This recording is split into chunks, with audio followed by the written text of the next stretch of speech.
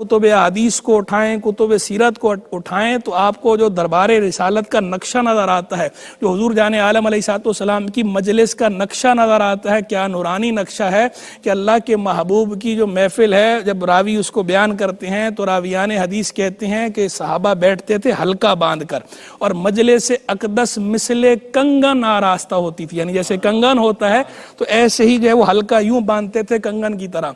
और सबसे करीब सरकार इस्लाम के कौन बैठता था? सैयदना सिद्दीक़ अकबर रज़ियल्लाहु अन्हु। और अगर कभी सैयदना सिद्दीक़ अकबर हाजिर ना होते तो कोई भी बंदा आने वाला उनकी जगह पे नहीं बैठता था, यहाँ तक कि वो जब आते थे वो खुद ही उस जगह पर आकर बैठते थे।